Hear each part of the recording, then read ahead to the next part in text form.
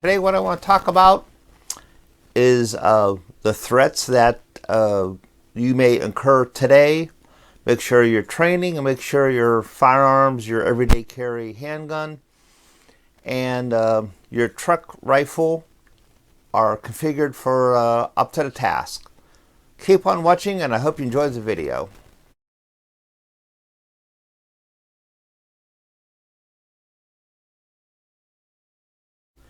In the past few months, there's been a lot of incidents where people shooting, targeting other people, not regular crime, mugging, burglary, armed robbery, but things that they just want to kill people. And you have to be prepared for this stuff. A couple recent incidents I haven't written down here. Yesterday, September 28th in Michigan, man drives through the door of a church with a truck, starts shooting, sets fire to the church. Interestingly enough, even before he drove through the door into the church, he was shooting at some people. So evidently no one here, or no one had a gun on them, no one had a rifle in their truck or car. 2 days ago in North Carolina, a man was shooting from a boat into a seafood restaurant. He hurt some people. I'm not sure what caused that. The difference between normal crime, which usually occurs at a close distance, a lot of people use 7 yards, is that these attacks occur usually at a further distance. 25 yards, 50. Some of these people are shooting over 100 yards.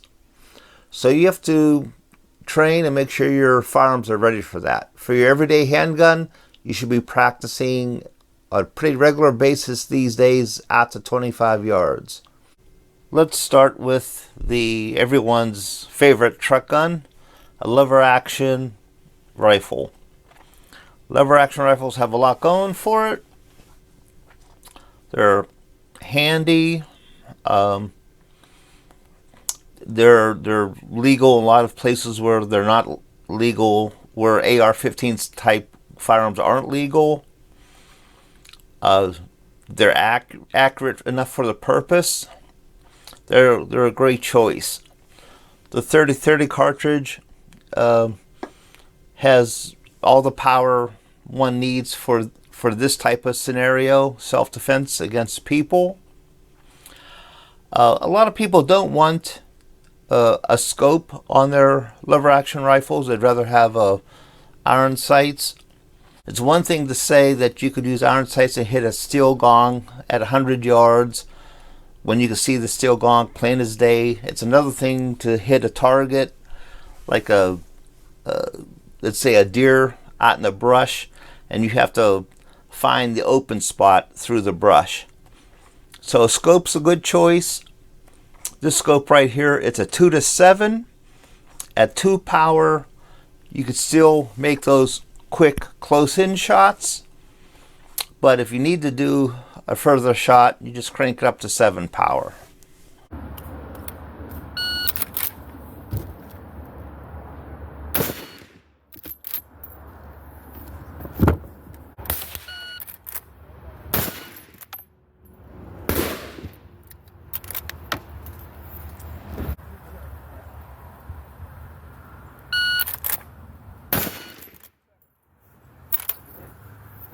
Let's talk about the AR-15. Good choice. You know, of course, you have the large capacity magazine. 223 will get the job done. Where it's legal, where you live at, it's a good choice.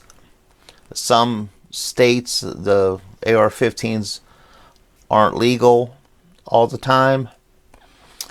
One thing, you know, a lot of people like to have a red dot on their AR-15 or iron sights.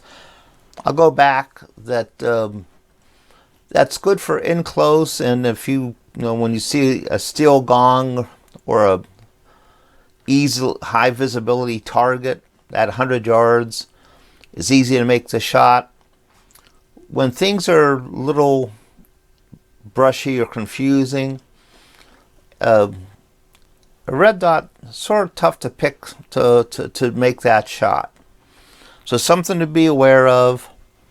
You might want to go to some type of LPVO, a 1:6 or a 1:8 type LPVO. Let's talk about pistol caliber carbines. They've become very popular.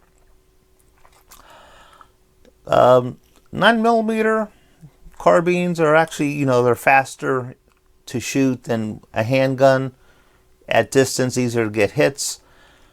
But the 9mm carbine really doesn't gain that much shooting it out of a rifle, 16-inch barrel.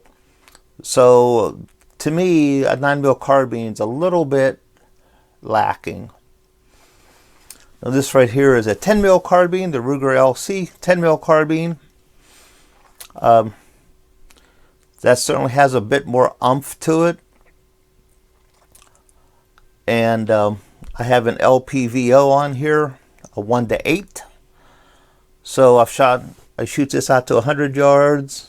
It's accurate enough out to 100 yards, but close in, when I have it on 1 or 2 power, I can still make those fast, close-in shots.